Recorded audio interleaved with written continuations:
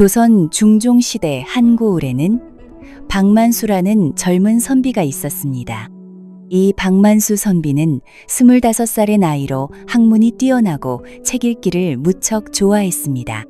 집안은 그리 부유하지 않았지만 조상대대로 학문을 공부하는 선비 집안이었습니다.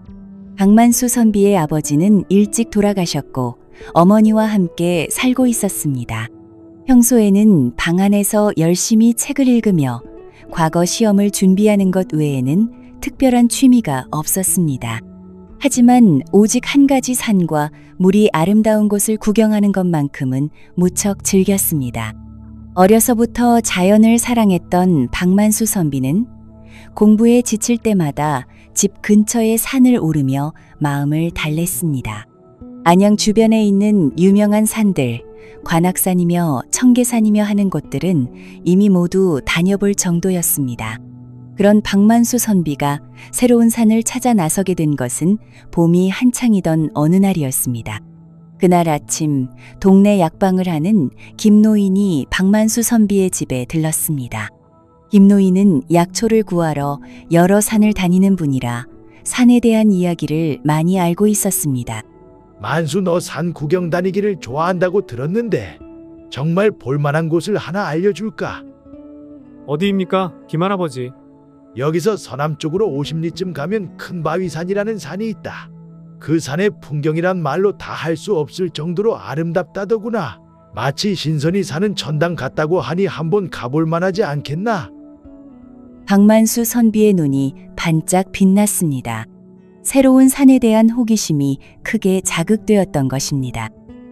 그렇게 아름다운 곳이 있다니 꼭 한번 가보고 싶습니다. 그런데 만수야, 그 산은 꽤 깊고 험한 곳이니까 조심해서 가야 한다. 길을 잃으면 큰일 나는 곳이거든. 김노인의 당부 말씀을 들은 박만수 선비는 고개를 끄덕였습니다. 하지만 마음속으로는 이미 그 큰바위산에 가고 싶은 마음이 가득했습니다. 며칠 후 마침 날씨도 맑고 좋은 날이었습니다. 하늘은 파랗게 개어 있었고 봄바람이 시원하게 불어오고 있었습니다. 박만수 선비는 어머니께 말씀드린 후 물통과 걸량을 준비하고 큰바위산으로 향했습니다. 어머니, 오늘 큰 바위산이라는 곳에 다녀오겠습니다. 저녁 전에는 돌아오겠습니다. 만수야, 조심해서 다녀와라. 깊은 산에서는 길을 잃지 않도록 주의하고. 어머니의 당부를 뒤로하고 박만수 선비는 기분 좋은 마음으로 길을 떠났습니다. 시원한 아침 공기를 마시며 걷는 기분이 정말 상쾌했습니다. 걸어서 한참을 가니 정오 무렵에야 큰바위산 아래에 도착했습니다. 멀리서 보아도 그 산의 위용이 대단했습니다. 산을 올려다보니 정말 장관이었습니다. 산의 모양이 구불구불 이어져 있고 소나무와 참나무들이 울창하게 자라 있어서 마치 비단 병풍을 펼쳐놓은 것 같았습니다. 중간중간에 큰 바위들이 솟아 있어서 큰 바위산이라는 이름이 붙은 것 같았습니다. 시원한 산바람이 불어오니 길을 걸어온 피로가 금세 사라지는 것 같았습니다. 정말 아름다운 산이구나. 김할아버지 말씀이 맞으셨어. 박만수 선비는 감탄하며 기분이 좋아서 빠른 걸음으로 산속으로 들어갔습니다. 산길을 따라 걸어가면서 주변 경치를 구경하는데 정말 눈이 시원할 정도로 아름다웠습니다. 길가에는 진달래꽃과 철쭉꽃이 만발해 있었고 새들이 지저귀는 소리가 아름다운 음악처럼 들렸습니다. 가끔 다람쥐나 토끼 같은 작은 동물들이 나타났다가 재빨리 숨기도 했습니다. 맑은 시냇물이 졸졸 흘러가는 소리도 들렸습니다. 이런 곳에서 살 수 있다면 정말 좋겠구나. 세상 근심 걱정을 모두 잊을 수 있을 것 같다. 박만수 선비는 이런 생각을 하며 계속 산속 깊이 들어갔습니다. 한 곳에서는 폭포가 떨어지는 장관도 보았고 다른 곳에서는 기암괴석이 신기한 모양을 만들어내는 것도 구경했습니다. 그런데 문제가 생겼습니다. 너무 아름다운 경치에만 정신이 팔려서 발밑의 길을 제대로 보지 않았던 것입니다. 여기저기 구경하느라 이리저리 다니다 보니 어느새 깊은 산속에 들어와 있었습니다. 그런데 해가 서쪽으로 기울어져 가고 있었습니다. 벌써 이렇게 늦었나? 어서 돌아가야겠는데. 박만수 선비가 뒤늦게 정신을 차리고 돌아가려고 했지만 이미 때는 늦었습니다. 주변을 둘러보아도 어디가 왔던 길인지 도무지 알 수가 없었습니다. 산속의 길들이 모두 비슷비슷해 보였던 것입니다. 이를 어쩌나 길을 완전히 잃어버렸구나. 박만수 선비는 당황하여 이마에 식은땀이 났습니다. 급한 마음에 이리저리 헤매며 길을 찾으려 했지만 당황할수록 더욱 깊은 산속으로 들어가게 되었습니다. 이쪽 길로 가봐도 막다른 길이고 저쪽 길로 가봐도 더 깊은 골짜기로 이어질 뿐이었습니다. 시간이 지날수록 해는 더욱 기울어져 갔고 산속은 점점 어두워져 갔습니다. 낮에는 그렇게 아름답게 보이던 산이 어둠이 깔리자 무섭게 느껴지기 시작했습니다. 결국 어느 깊은 골짜기에 갇히게 되었고 이때 하늘이 완전히 어두워졌습니다. 산속의 밤바람은 차가워서 몸이 떨렸고 멀리서 들려오는 짐승들의 울음소리가 무척 무서웠습니다. 올빼미의 으스스한 울음소리와 늑대 같은 짐승들의 울부짖는 소리가 골짜기에 메아리 쳤습니다. 이렇게 가다가는 정말 큰일이 나겠구나. 오늘 밤 이 산에서 목숨을 잃을 수도 있겠다. 어머니께서 얼마나 걱정하실까. 박만수 선비는 어찌할 바를 모르고 큰 바위에 앉아 있을 때였습니다. 갑자기 멀지 않은 곳에서 작은 불빛이 보였습니다. 어둠 속에서 반짝이는 그 불빛은 마치 농가의 등불 같았습니다. 박만수 선비는 처음에는 자신의 눈을 의심했습니다. 이런 깊은 산 속에 사람이 살까? 혹시 내가 너무 무서워서 헛것을 보는 것은 아닐까? 아니면 도깨비불 같은 것은 아닐까? 눈을 비비고 다시 보니 분명히 등불이 맞았습니다. 그것도 계속 깜빡이는 도깨비불이 아니라 집에서 나오는 안정적인 등불이었습니다. 아, 정말 다행이다. 하늘이 도와주는구나. 박만수 선비는 크게 기뻐하며 빠른 걸음으로 그쪽으로 갔습니다. 어둠 속에서 나무 뿌리에 걸려 넘어지기도 하고 가시의 옷이 찢어지기도 했지만 개의치 않았습니다. 가까이 가보니 정말로 작은 농가가 있었습니다. 농가라고 하기에도 민망할 정도로 소박했습니다. 나무 가지들로 둘러쳐서 울타리를 만든 것이 전부였고 그 안에는 2칸짜리 작은 초가집이 있었습니다. 하지만 박만수 선비에게는 그것이 궁궐보다도 더 반갑게 보였습니다. 박만수 선비는 대문을 조심스럽게 두드렸습니다. 계신가요? 길을 잃은 나그네입니다. 잠시 후에 대문이 저절로 열리더니 한 명의 아름다운 여인이 등불을 들고 나타났습니다. 박만수 선비는 그 여인을 보는 순간 깜짝 놀랐습니다. 정말 아름다운 분이었기 때문입니다.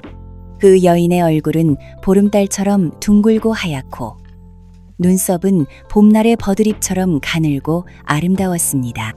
눈은 가을 하늘처럼 맑고 깊었고 입술은 앵두처럼 빨갛고 예뻤습니다. 특히 그 눈빛에는 남자의 마음을 설레게 하는 묘한 기운이 있었습니다. 비록 거친 베옷을 입고 있었지만 그 기품만큼은 양반집 교수 못지않았습니다. 여인이 박만수 선비를 보더니 깜짝 놀라며 물었습니다. 어머, 이런 깊은 산 속에 웬 선비님이 오셨습니까? 누구를 찾으십니까? 박만수 선비는 정중하게 절을 하며 말씀드렸습니다. 아가씨, 저는 안양에서 온 박만수라는 선비입니다. 큰바위산 구경을 왔다가 길을 잃어서 이 깊은 산에 갇히게 되었습니다. 지금 밤이 깊어서 갈 곳이 없으니 하룻밤만 재워주실 수 있겠습니까? 정말 급한 사정입니다. 그 여인은 눈썹을 찌푸리며 난처해했습니다. 얼굴에 고민하는 기색이 역력했습니다. 선비님 죄송합니다만 저희 집에는 저 혼자만 살고 있습니다.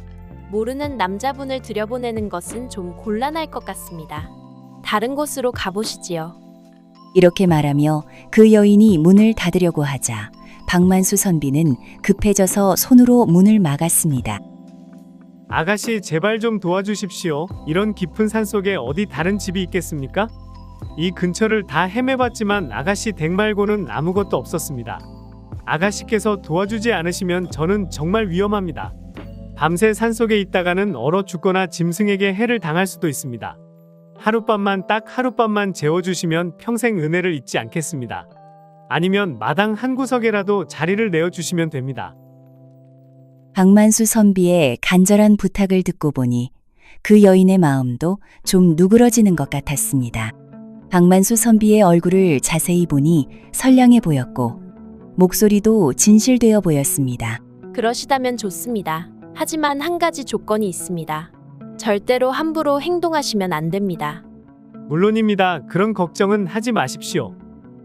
그렇다면 들어오십시오. 그렇게 말하며 그 여인은 박만수 선비를 집 안으로 들여보내 주었습니다. 집 안으로 들어가 보니 정말 소박했습니다. 가구라고는 낡은 나무 탁자 하나와 방석 몇 개, 그리고 옷가지를 넣는 괴짝 하나가 전부였습니다. 하지만 집안은 깨끗하게 정리되어 있었고 은은한 꽃향기가 났습니다. 벽에는 간단한 그림 한 폭이 걸려 있었는데 매화를 그린 것이었습니다. 그 여인이 물었습니다. 선비님 성함은 어떻게 되십니까? 그리고 저녁 식사는 하셨습니까? 제 이름은 박만수입니다. 솔직히 말씀드리면 아침부터 종일 걸어왔는데 제대로 된 식사를 못해서 배가 무척 고픕니다. 가져온 식량도 낮에 다 먹어버렸거든요. 박 선비님 잠깐만 기다리십시오. 변변치는 않지만 음식을 가져다 드리겠습니다. 그렇게 말하며 그 여인은 안방으로 들어갔습니다. 박만수 선비는 혼자 앉아서 주변을 둘러보았습니다. 이상하다. 이런 깊은 산 속에 젊은 여인이 혼자 산다니? 그것도 이렇게 아름다운 분이 말이야. 무슨 사연이 있는 걸까? 조금 있다가 그 여인이 밥 한 그릇과 몇 가지 반찬을 가져왔습니다. 나물 무침과 된장찌개, 그리고 짠지 몇 조각이었지만 박만수 선비에게는 진수성찬처럼 보였습니다. 음식이 변변치 못해서 죄송합니다. 아닙니다. 이렇게 대접해 주시는 것만으로도 감사합니다. 박만수 선비는 정말 배가 고팠기 때문에 예인은 차려놓고 급하게 드셨습니다. 하루 종일 산을 헤맨 후에 먹는 밥이라 그런지 정말 맛있었습니다. 식사를 마친 후에 박만수 선비가 깍듯이 감사 인사를 드렸습니다. 정말 고맙습니다. 생명의 은인이십니다. 그런데 아가씨 성함은 어떻게 되십니까? 저는 정은아라고 합니다. 아, 정은아 아가씨시군요. 은하라는 이름처럼 정말 아름다우시네요. 그런데 혹시 실례가 되지 않는다면 이렇게 깊은 산 속에 혼자 사시는 이유가 있으신가요? 그리고 부모님이나 가족은 어디 계십니까? 이 질문을 듣자 정은화의 얼굴이 갑자기 어두워졌습니다. 무언가 말하기 어려운 사정이 있는 것 같았습니다. 한동안 말없이 있다가 작은 목소리로 대답했습니다. 박 선비님 그런 것은 묻지 마십시오. 말씀드리기 어려운 사정이 있습니다. 시간도 늦었으니 어서 주무시지요. 그런데 한 가지 꼭 부탁드리고 싶은 것이 있습니다. 무엇이든 말씀하십시오. 밤에 밖에서 무슨 일이 일어나더라도 절대로 나오시면 안 됩니다. 무슨 소리를 들으시더라도 모르는 척하시고 계속 주무시기 바랍니다. 이것은 선비님의 안전을 위한 것입니다. 꼭 기억해 주십시오. 정은화의 표정이 매우 진지해서 박만수 선비도 덩달아 긴장이 되었습니다. 알겠습니다. 그런데 혹시 위험한 일이라도? 더 이상은 묻지 마십시오. 그냥 제 말씀대로만 해주시면 됩니다. 박만수 선비는 고개를 끄덕였습니다. 하루 종일 걸으느라 너무 피곤했기 때문에 방 안 구석에 자리를 마련해 준 곳에 누우자마자 깊은 잠에 빠져들었습니다. 한밤중쯤 되어서 갑자기 박만수 선비는 무슨 소리에 잠이 깼습니다. 처음에는 바람 소리인 줄 알았는데 자세히 들어보니 사람들이 말하는 소리였습니다. 정은화가 밖에서 나오지 말라고 했던 말이 생각났지만 호기심을 참을 수가 없었습니다. 조심스럽게 문틈으로 밖을 내다보니 정말 놀라운 광경이 펼쳐져 있었습니다. 마당에서 정은화가 3명의 검은 옷을 입은 사내들에게 둘러싸여 있었던 것입니다. 그 사내들은 모두 얼굴을 검은 천으로 가리고 있어서 누구인지 알 수 없었습니다. 하지만 몸집이 크고 험악한 기운이 느껴졌습니다. 그 검은 옷 사내 중 가장 큰 자가 으르렁거리며 말했습니다. 정은화, 네가 똑똑하다면 그 물건을 우리에게 내놓아라. 그러면 목숨만은 살려줄 수도 있다. 하지만 계속 버티면 어떻게 될지 알고 있겠지? 정은화가 조금도 무서워하지 않고 차갑게 웃으며 대답했습니다. 그 물건은 내가 가지고 있다. 가져가고 싶으면 실력으로 가져가 보아라. 나는 절대로 순순히 넘겨주지 않을 것이다. 이 계집애가 끝까지 버틸 셈이로구나. 우리를 우습게 보는 모양이다. 이봐들 어서 혼내주고 그 물건을 빼앗자. 그러자 그 사내들이 번쩍이는 칼을 뽑아들고 정은화를 향해 달려들기 시작했습니다. 정은화도 지지 않고 허리에 차고 있던 예쁜 검을 번개처럼 빠르게 뽑아들었습니다. 그리고 혼자서 3명을 상대하며 싸우기 시작했습니다. 박만수 선비는 그 광경을 보고 깜짝 놀랐습니다. 정은화의 검술 실력이 정말 대단했기 때문입니다. 마치 춤을 추는 것처럼 우아하면서도 빠르게 검을 휘둘렀습니다. 달빛 아래에서 번쩍이는 검날이 은색 물결처럼 아름다웠습니다. 그 모습이 너무 아름다워서 박만수 선비는 한동안 넋을 잃고 바라보았습니다. 저렇게 아름다운 여인이 무술까지 뛰어나다니 정말 범상치 않은 분이구나. 하지만 아무리 정은화의 실력이 뛰어나다고 해도 여자 혼자서 남자 3명을 상대하기에는 힘이 부족했습니다. 처음에는 정은화가 우세했지만 시간이 지날수록 체력이 떨어지는 게 눈에 보였습니다. 30번쯤 칼을 주고받은 후에 정은화가 조금씩 밀리기 시작했습니다. 숨이 가빠지고 땀이 흘러내렸습니다. 여자의 몸으로는 아무래도 지구력이 부족했던 것입니다. 검은 옷 사내들이 정은화가 지쳐가는 것을 보고 크게 기뻐했습니다. 하하, 이제 다 끝났다. 아무리 검술이 뛰어나봤자 여자는 여자구나. 이봐, 저 계집애를 잡아서 우리 주인께 데려가자. 이 광경을 지켜보던 박만수 선비는 마음이 급해졌습니다. 정은화가 자신을 도와준 은인인데 이렇게 위험에 빠진 것을 그냥 볼 수만은 없었습니다. 하지만 자신은 무술을 모르는 문약한 선비였습니다.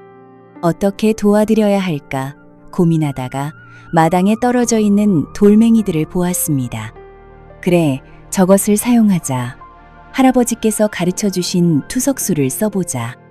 박만수 선비의 할아버지는 젊은 시절에 성문을 지키는 일을 했습니다. 그때 도적들을 물리치기 위해 돌 던지는 기술을 익혔는데 그 솜씨가 정말 뛰어났습니다. 박만수 선비는 어렸을 때 할아버지께 그 기술을 조금 배웠던 것입니다. 박만수 선비는 돌멩이 몇 개를 집어들고 조심스럽게 밖으로 나갔습니다. 그리고 검은 옷 사내들이 정은화를 몰아붙이는 순간을 기다렸습니다. 마침 그때 검은 옷 사내들이 한꺼번에 정은화에게 달려들었습니다. 정은화가 위험한 순간이었습니다. 박만수 선비는 큰 소리로 외치며 밖으로 뛰어나갔습니다. 은화 아가씨, 무서워하지 마십시오. 제가 도와드리겠습니다.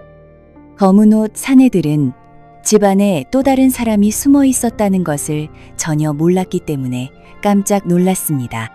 그들이 당황해서 뒤돌아보는 사이에 박만수 선비는 손에 든 돌멩이를 던졌습니다. 할아버지께 배운 투석술이 빛을 발했습니다. 돌멩이들이 화살처럼 날아가서 검은 옷 사내들의 얼굴에 정확히 맞았습니다.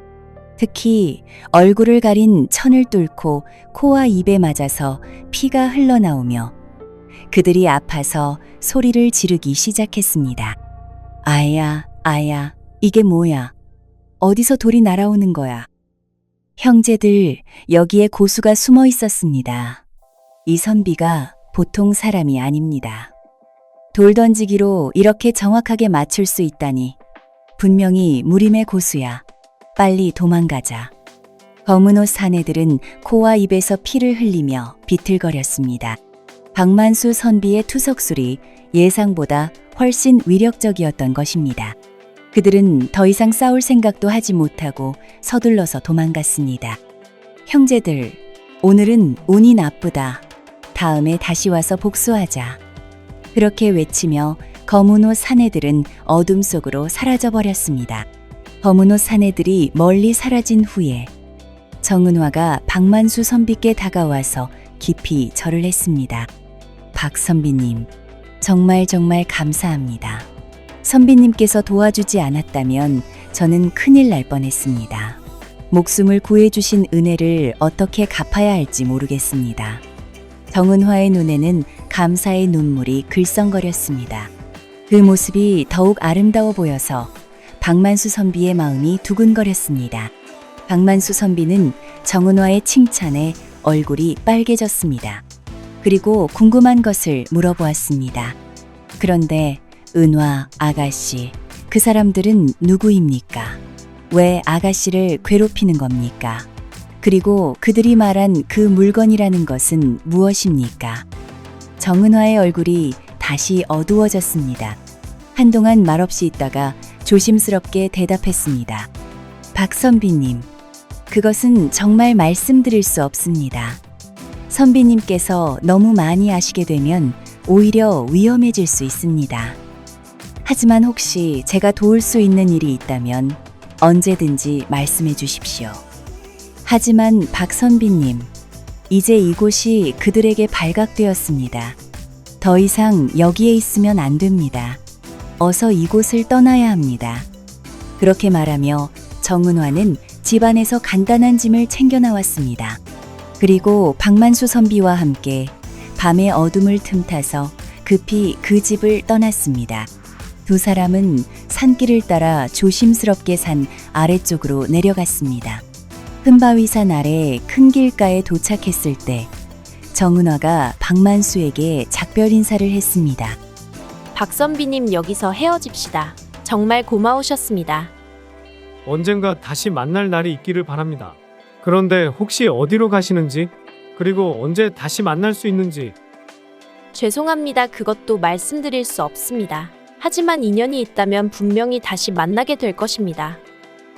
그렇게 말하며 정은화는 박만수에게 한 번 더 절을 한 후 어둠 속으로 사라져 버렸습니다.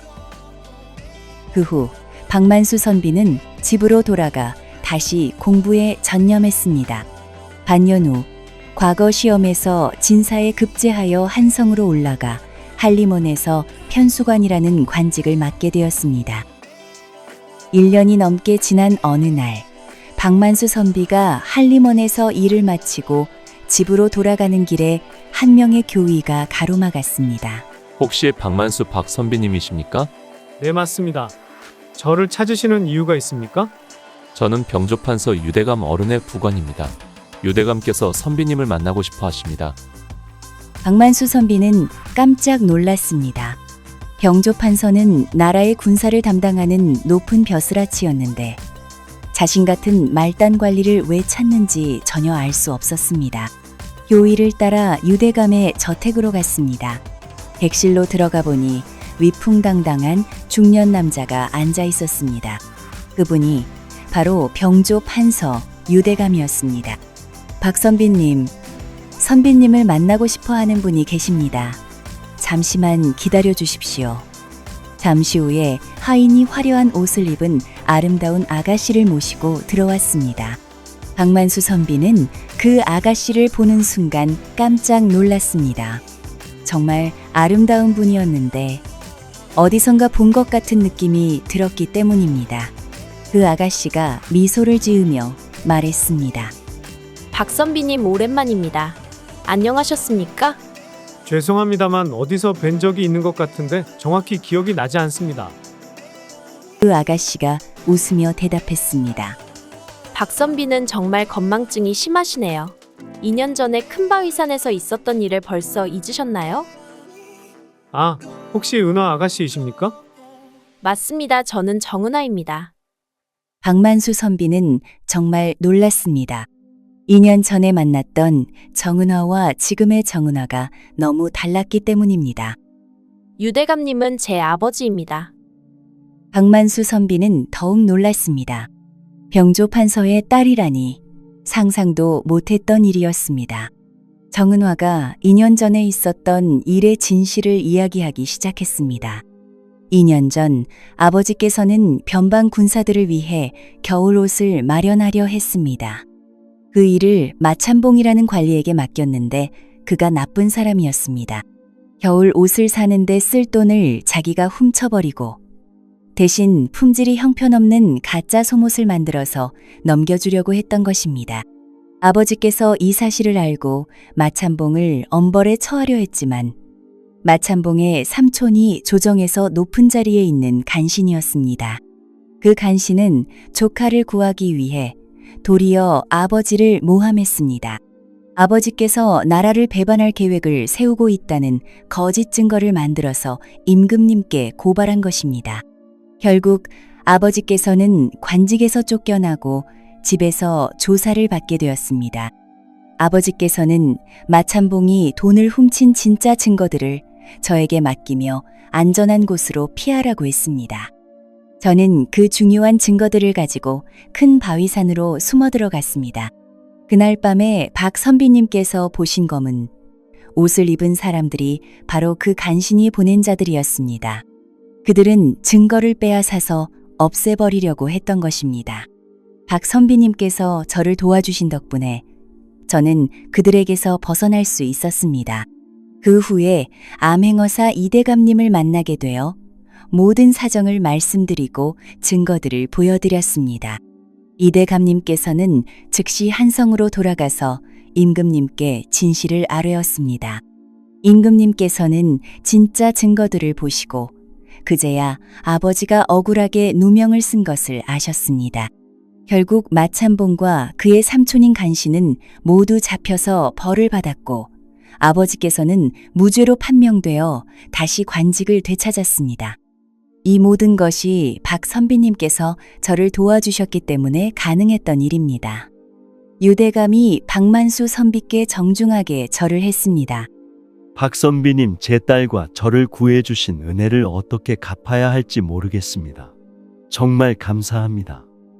저녁 식사 후 정은화가 박만수 선비께 조심스럽게 말했습니다. 박 선비님 혹시 괜찮으시다면 제가 소개해드리고 싶은 분이 있습니다. 제 친한 친구인데 정말 좋은 분입니다. 박만수 선비는 잠시 망설였지만 결국 승낙했습니다. 며칠 후 정은화의 소개로 박만수 선비는 김수련이라는 아가씨를 만나게 되었습니다. 김수련 아가씨는 정말 아름답고 교양 있는 분이었습니다. 몇 달 후에 두 사람은 결혼하게 되었습니다.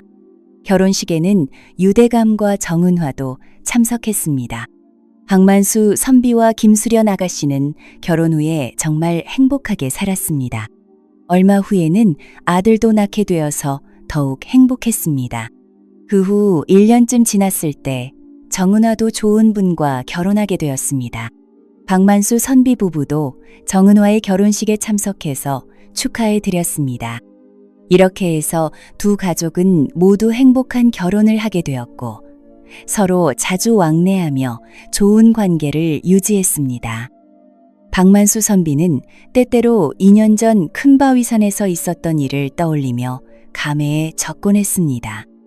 박만수 선비와 정은화 그리고 그들의 가족들은 모두 오래오래 행복하게 살았다고 합니다.